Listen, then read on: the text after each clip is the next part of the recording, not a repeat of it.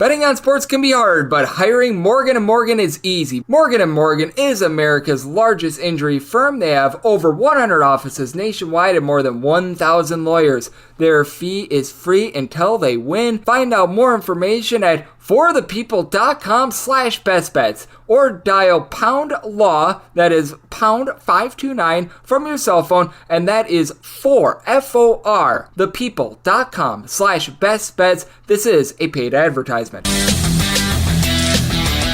where my brother Elo? Welcome to lovely Las Vegas for Coast to Coast Hoops with myself, Greg Peterson, now part of the Beast and Family podcast, and we've got an excellent podcast for you.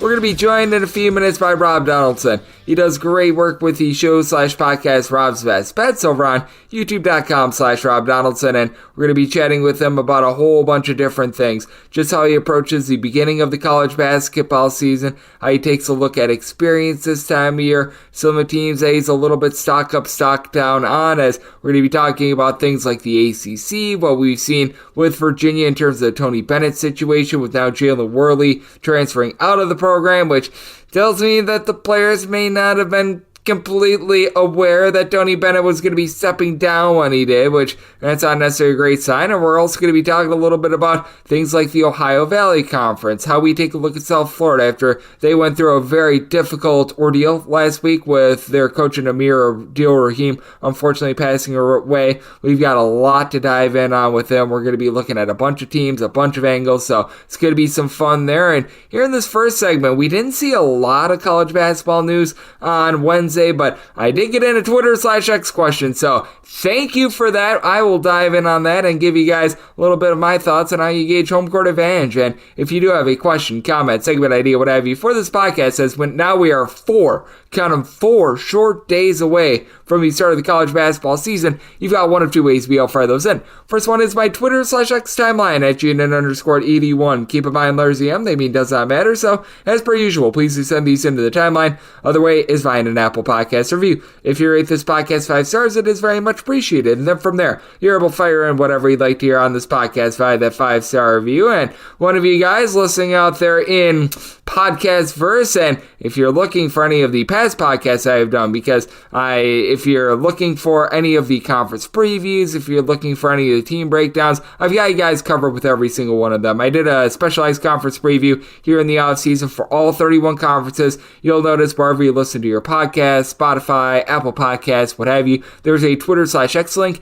It lays out all 31 Apple Podcast links to those conference previews. And then additionally, if you're noticing a Google link there as well, like a Google Docs link, that has my just personal notes for all 364 Division I teams. It's over 100,000 words long.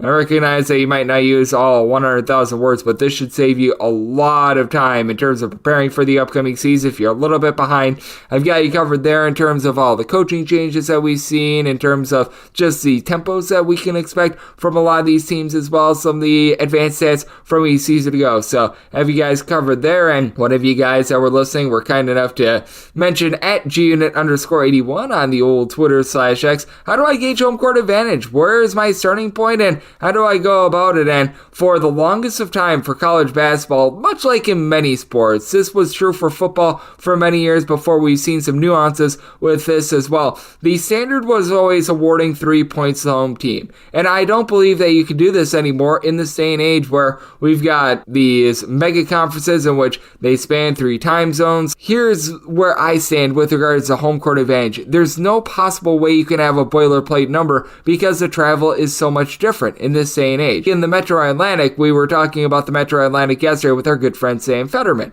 There are some games where you can quite literally hop on the subway and in 15 minutes get to your destination for the upcoming game. That is a big giant nothing burger in travel. I'm going to call it what it is. And then you've got Rutgers, who is going to need to travel to UCLA and USC. That's traveling 3 time zones over. And then you get those body clock games as well. Like now for USC, UCLA, there are going to be certain weekends where they might need to play at 9 a.m. local time for like a noon Eastern time dip against insert your East Coast team here, whether that be Maryland, whether that be Rutgers.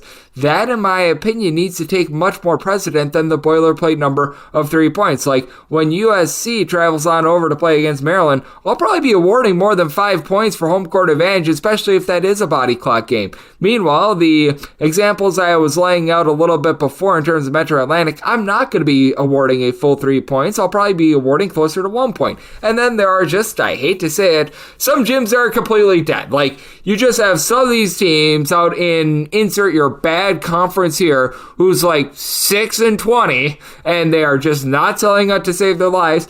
Not necessarily as hostile of an environment as going into Cameron Indoor Stadium when that team is 20-2 and things are absolutely hopping as well. That's something that needs to be taken into account as well. Not all of these courts are created equally, and sometimes it's not even due to the actual amount of attendance, because some of these smaller gyms, like the Kennel out there in Spokane, Washington for Gonzaga, that's not necessarily a place that's going to be seating 20,000 people or anything like that, but that is a ruckus environment to jump in on. Heck, even Cameron Indoor Stadium, that's not a like world-class super duper huge arena in terms of the actual attendance, but the crowd is right on top of you. The crowd is always going to be rowdy. They're always going to be rooting on their Duke Blue Devils. They do an amazing job of showing up and showing out for their team. That's all stuff that I need to be taking a look at in terms of home court advantage. And then it's a scheduling spot as well. Like, are you on game number 2 in 3 days? Like, I used to look at, back when the Pac-12 existed, the Mountain Road Trip, and that's where these teams would have to travel to either Colorado or Utah in leg number 1 of that road trip, or then you'd have to travel 2 to 3 days later to whichever of Colorado or Utah you did not travel to the first time around. Those are 2 places in elevation that are relatively hard to get to. I would always award a little bit more in terms of home court advantage when it came to that road trip as well, and I do think that that's a big part of it as well. When you get these teams, they're at elevation. Wyoming, very good example of that, and they very much do advertise how much they are at elevation when it comes to Wyoming. Heck, out there at Idaho State, I can't pronounce the city name, but I know that Idaho State is another one of those cities that is out there at elevation. I'm going to award a little bit more in terms of home court advantage when it comes to that as well. So there's a lot of different things that go into it. The actual attendance itself, is it a body clock game? Like, traveling on over to Hawaii, that is not an easy feat to say the least as well. Even if the Sand Sheriff Center is not sold out, is it going to be sold out? So you've got a lot of different things that go into it, the amount of time zones that you have to travel through, because just the average human being in general, whether you're a 18 to 23-year-old college kid, whether you're the traveling businessman, there's a lot of people that they suffer through jet lag, and if you're traveling 2,000 plus miles, that takes a little bit of something out of you, and hopefully this can give you something instead on this podcast, just some great insight as we are just mere days away from the start of the college basketball season. We're going to be chatting next with our good friend Rob Donaldson, who does an amazing job of being able to cover this sport. We're going to be chatting with him about a whole bunch of different teams and a lot of angles to get you set for the upcoming college basketball season, and just in general, how he bets the early part of the college basketball season. That's up next, right here on Just Go Seats with myself, Greg Peterson, now a part of the VSiN Family Podcast.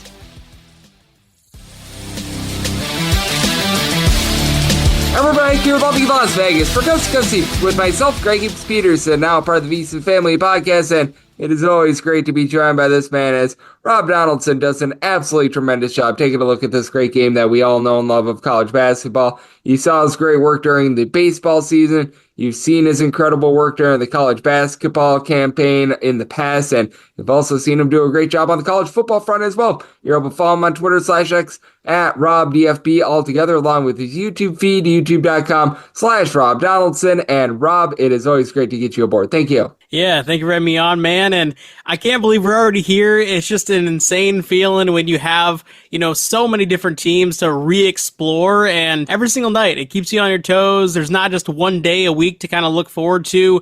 It's a whole every single day event sort of deal. And yeah, I'm ready to dive into it here. Yep, I am as well. And first things first, we have been seeing a lot of these secret scrimmage results. We've been seeing a lot of these exhibitions over the last few days. Are there any takeaways that you can have from these exhibitions? Because when I take a look at things, I do think that there are a few players that can pop out and maybe be a little bit stock up, stock down on, but I do feel like the results themselves do get a bit overblown and just taken out of proportion. Yeah, I definitely agree with the latter. And in terms of just kind of the style of play in these exhibition games, there's a lot of offense. There's a lot of high scoring performances because I feel feel like that's kind of where, when you're talking about a team ironing out things in the offseason, a lot of the times it really is just kind of getting that offensive game down, because defense in basketball is largely schematic, it's largely effort-based, and the real finesse and technical and skill that really presents itself is going to be on the offensive end, and that's what a lot of these teams are really kind of honing in on right now. Yes, absolutely. And I think that it's very interesting what we're seeing in terms of some of these teams getting set for the upcoming season as well, just in terms of what we've seen at Virginia too, because Tony Bennett steps down about a week and a half or so ago. And then we see a few guys enter in the transfer portal, mainly Jalen Worley, who was transferring in for Virginia. And how do you take a look at this ordeal? Because Worley transferring out tells me that the players themselves were taken a little bit by surprise. I just fear that this could be a dumpster fire of a season for Virginia, despite the fact that Ron Sanchez plays very similar style to Tony Bennett. Yeah, and I think this is definitely going to be one of those cases of, the grass ain't always greener. For the last couple years, and during some of these low stretches for Virginia where the offense has looked awful and the defense just wasn't carrying them farther enough or far enough in the tournament, or just not carrying them to the tournament at all. There's been a lot of rumors and a lot of rumblings that I like Tony Bennett, but let's get him out of here. Let's try to, ascend upwards. And I feel like this is going to be the rude awakening season where they take a massive step back. Do I really want to outright fade them in the early going?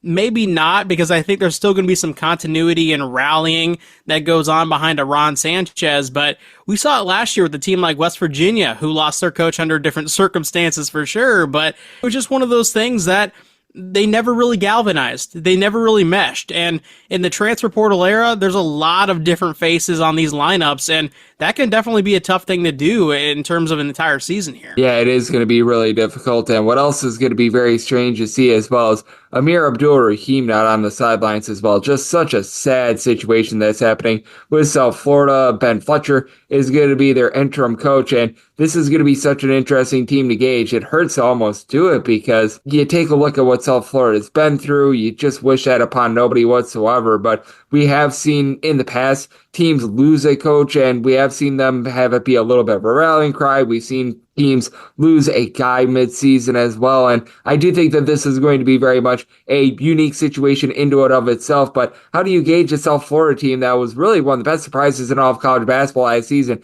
and now they find themselves in an unprecedented situation this year? You said it really well. It's just one of those things that makes you just kind of, get punched in the gut. It makes you take a step back and really appreciate certain things in life. And it was just one of those things too where Amir Abdul-Rahim, he has enough pedigree at that point where he had built up Kennesaw State from the ground up, and literal ground. I mean, they were winning 2 games a season, it felt like, and turned them into a team that almost went to the second weekend, in terms of how talented they were and nearly upsetting Xavier in round 1. And then last year, South Florida looked fantastic. They looked like they could have taken, an at-large bid out of the American Conference, which seemed a little bit unlikely in the early goings. It definitely is a step back. It's going to take some time, I think, to kind of reevaluate them in terms of their identity, but there's still a lot of talent on that team, and I do want to find a way to buy in at some point. Yep, I think that for South Florida, it would be really nice to see them being able to have a tremendous season. We shall see what happens there, but I feel like there are many of us that are rooting for South Florida this year. It's Rob Donaldson, who does amazing work over at the Rob's Best Bet Show. He is joining me right here on Coast to Coast Hoops, and I think that this one is interesting because I know that in the last few years, you've done a great job taking a look at teams out there in both the OVC and the Atlantic Sun. It feels like those two conferences are nearly kindred spirits because we've seen a lot of teams go from like the Atlantic Sun to the OVC and vice versa as well, with Little Rock serving time in both of those. They lose one of their top scorers in KK Robinson for the start of the season. That's a rough ordeal, to say the least. But how do you take a look at two conferences that they have been very much gutted by conference realignment over the last few years, but I know that you've found some upside teams in the past in both of these conferences? Yeah, I do love the ASUN, especially with, some of the additions over the years, and even losing a team like Liberty, which is obviously a huge gut punch when you're talking about losing the cash cow of the conference. There are still some really great teams in there, and in terms of just kind of looking at the makeup there, I still look at a team like an Eastern Kentucky as a team that's going to be always prevalent in that conference, and then even Austin Peay, year two under a new tenure, I think they have a ton of upside as well. And then Lipscomb returning the guys that they are and bringing in some guys through the portal. I think that's a talented team, and I think we're going to get high-level basketball again out of the A-Sun. The OVC, I've always been a little bit, at least the past couple years, I've been just kind of down on in general because it does feel like they're hemorrhaging more than a lot of these other mid-majors and really kind of plummeting down to the bottom. I still think that there's going to be some teams in there that I want to kind of feel out as the season plays out, but at the moment, I'm just more so waiting and seeing when you're talking about the OVC. Yep, I think that it is going to be fascinating with the OVC because Morehead State has been the team that's run that conference over the last few years. They lose their coach in the offseason. They lose much of that roster that they had as well. So that's going to be a little bit of a difficult ordeal for them as Rob Donaldson, who does great work with the Rob's Best Show, joining me right here on Coast to Coast Hoops. And I actually do think that there's a little bit of upside with James Madison with all those changes as well, as they're going to be bringing in a lot of the guys that were able to make Morehead State so successful over the last few years as well. So we shall see if Preston Spradling is able to make some inroads there. But additionally, when you take a look at college basketball and you take a look at some of these teams in terms of your last second evaluations going into the season, is there anything that you look at in particular that might cause you to be a little bit more bullish on a team in November than you might be in, say, let's go with January and February? Because I do think that when you get these games in November and December, you get these on-conference games and you get the just ball rolling, for a little bit of a lack of a better term. It is a little bit of a different tenor and a little bit of a different feel than what we're going to be getting when the calendar turns to 2025. Absolutely. And, we've already talked about a team like, for example, a St. Louis. That's one that jumps out where their entire roster looks different, their head coach looks different, and even in the early goings, they're dealing with some injuries that really have that front line or that front five looking a lot different than it will in a couple months. And for that reason, I think you got to be a little bit hesitant with these teams that are being heavily billed as, oh, look at all this influx of talent that's being brought in, and vice versa. You look at a team like a Florida Atlantic, or, some of these teams that may have actually hemorrhaged a lot of quality pieces that they've had for quite a few years. Colorado State jumps out as another example. Utah State, you name it, a number of teams that had solidified stars for 2-3 years that are no longer in the building, and the head coach might have vacated as well. I think that there's a lot of waiting and seeing when you're talking about the mid-major level, especially because there's not as much continuity. It is harder to kind of feel out those teams, but the teams that you can kind of find in those mid-major ranks that are kind of keeping that continuity, maybe bringing in some valuable pieces through the portal and keeping their head coach in place, I think those are the teams that you key in on and just kind of ride until you can't anymore. Yeah, but I think that is a good way of taking a look at things as well. And something that you mentioned in passing a minute or two ago as well, taking a look at some of these second-year coaches. I know that you were talking about that with Austin P. That's something that I take a look at quite a bit as well, because I do think that when it comes to guards especially, that year one to year two leap is one of the biggest that we're going to find in all of college basketball. But I find that year number one to year number two for coaches can be so tricky because we see a lot of guys regress. Like we saw that with Missouri. It was just a less than savory run of things for Dennis Gates. They went completely over in the SEC last year. And then you see some guys that they really struggle in year number one. Everyone's out on them. And then they're able to rise up. How do you take a look at these year number two coaches? Because I do feel like it's a little bit feast or famine with them. And if you're able to gauge it correctly, it can be very much a big money maker for you. Yeah, and I think you just got to look at the previous stop and look at how that continuity played out. Dennis Gates at Missouri, I think, is a telltale example of, don't necessarily buy a crazy aberration year one. And he came from Cleveland State, where they had success, but they weren't ever really the top of the Horizon League. And so that hire did feel almost a little bit outside the box, but it also felt like, hey, let's take a chance on a guy that at least built something at a place that didn't really have a solidified program before he arrived. At the same time, though, just don't jump on the wagon too early, right? You want to kind of be tempering expectations. I look at a guy like a Nico Medved, for example, at Colorado State, where yeah, they've had a lot of roster turnover, and they're losing Isaiah Stevens this offseason, but they also lost David Roddy in the past and a lot of other talented players in the past as well, and they've just resurfaced to the very top because he did it at Drake, he was great there, he did it at Colorado State, and I think when you have a proven coach that the mid-major level has had sustained success at multiple stops, those are the teams that I instantly gravitate towards, rather than the guys who are kind of, going up to the high major rank and really trying out the waters there for the first time. Yep, I'm right there with you. And I do think that the second year coaches, they are going to be so interesting to gauge. And I'm so glad that you mentioned the Mountain West as well, because that's one of those conferences that I feel like have taken a little bit of a step back from last season. As we recall, the Mountain West last season, a record amount of NCAA tournament teams, and many of them did not live up to their billing. Fortunately for Colorado State, they put Virginia out of their misery, so they were one of those teams that was able to win an NCAA tournament game. But how do you take a look at the entire landscape of a conference like a Mountain West where it feels like you've got some rock solid teams? Like, I think Boise State is going to be good this year. I think that, to your point, Colorado State is going to be rock solid, New Mexico, but these are just not the same teams that we saw from a season ago. Yeah, and what's going to be really interesting in terms of motivational factors is, a lot of these Mountain West teams are no longer going to be in the Mountain West after the season. So how does that factor into rivalry matchups? Or, for the teams that are kind of left straggling, and the Mountain West might even cease to exist if they don't really rebrand and bring in some new life to this conference. What happens to those stragglers, like the Wyomings, for example, or San Jose State, or Air Force, or, some of these other programs that don't have a solidified landing spot next season? I think that's going to be a motivational gear to say, hey, we need to go out there and be free agents and really show out and show that we deserve a nice landing spot in the next season for our future of our program.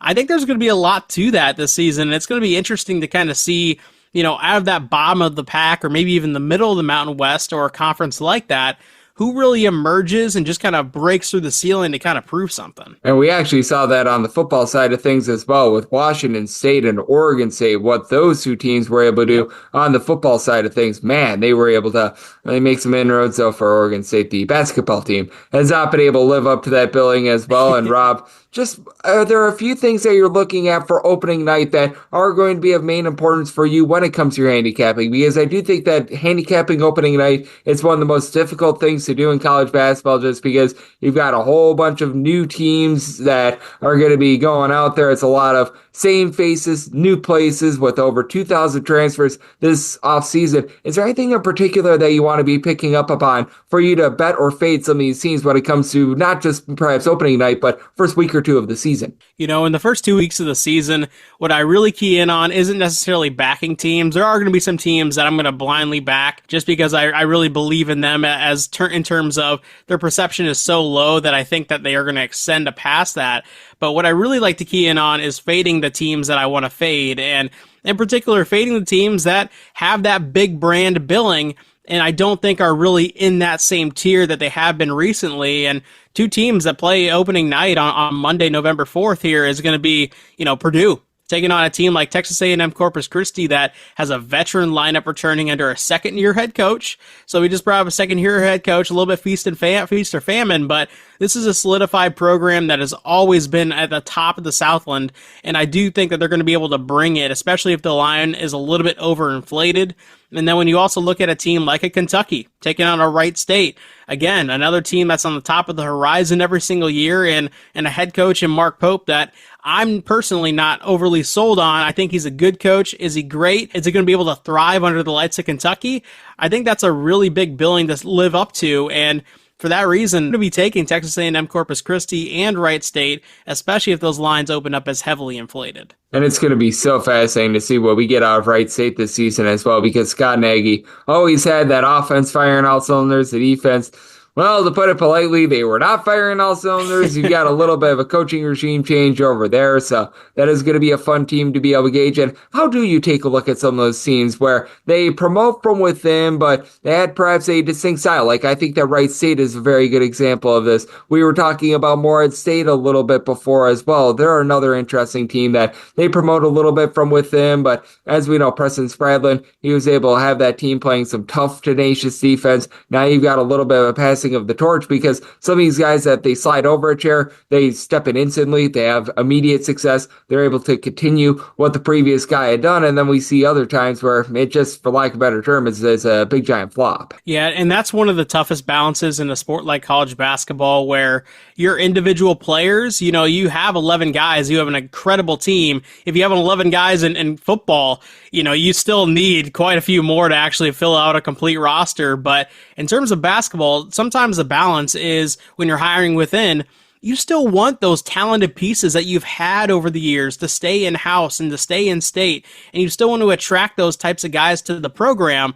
But for some reason, you're just not getting over the hump. And that's kind of where I feel like a little bit of a change of perspective, but not overhauling the entire ship, can sometimes prove to be beneficial. We've seen it a number of times. We'll kind of see how it happens at Ohio State this year. But how many times has an interim head coach stepped in at one point or another in the season with a lot of guys who are talented but underperforming, and then they just step up into another gear? I think it happens quite a bit. And that's where I kind of think, a team like Wright State, for example, is kind of in the middle of it, and we'll kind of have to see what happens there. Yep, we will need to see what happens, but a guy that's always kicking it up a gear, a guy that is always firing all cylinders, that'd be you, my friend.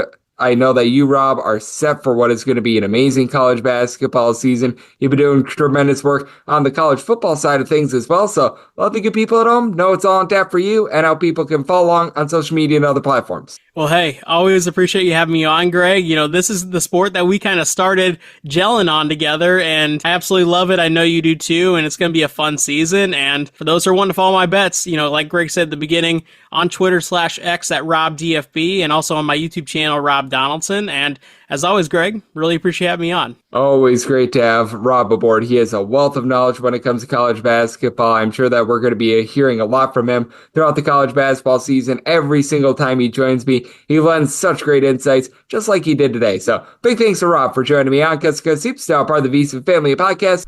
And if you do like what you're hearing from this fine podcast, Coast to Coast Hoops, you're able to subscribe wherever your podcasts, Apple Podcasts, Google Play, Spotify, Stitcher, and TuneIn. If you have a question, comment, segment idea, what have you for this podcast, you have one of two ways to be able to fire those in. First one is my Twitter/X timeline at unit_D1. Keep in mind, letters EM. Naming does not matter, so as per usual, please do send these into the timeline. And the other way is via an Apple Podcast review. If you rate this podcast 5 stars, it is very much appreciated. And then from there, you're able to fire in whatever you'd like to hear on this podcast via that 5-star review. And I'm with you guys every single day on this podcast, all 366 days of this year. So we've got a few days left until the upcoming college basketball season officially tips off. Once we get opening night on that Monday, I'm giving you a picks and analysis on every single D1 versus D1 game, because games against non-Division I teams, I'm sorry out there for your Division II, Division III schools, they do not make the betting board, but anything that is D1 versus D1, I'm giving you guys picks, analysis, breakdowns, and bets on every single one of them. So appreciate you tuning in today, and I'll be back with you once again tomorrow. Thank you. With so many options, why choose Arizona State University? For me, the only online option was ASU because of the quality. Their faculty was really involved with their students and care about your personal journey. The dedication to my personal development from my professors, that's been extremely valuable to me. Earn your degree from the nation's most innovative university. Online. That's a degree better. Explore more than 300 undergraduate, graduate, and certificate programs at asuonline.asu.edu. If your job at a healthcare facility includes disinfecting against viruses, you know prevention is the best medicine. And maintaining healthy spaces starts with a healthy cleaning routine. Grainger's world-class supply chain helps ensure you have the quality products you need when you need them. From disinfectants and cleaning supplies to personal protective equipment, so you can help deliver a clean bill of health. Call 1-800-GRAINGER, click Grainger.com, or just stop by. Grainger, for the ones who get it done.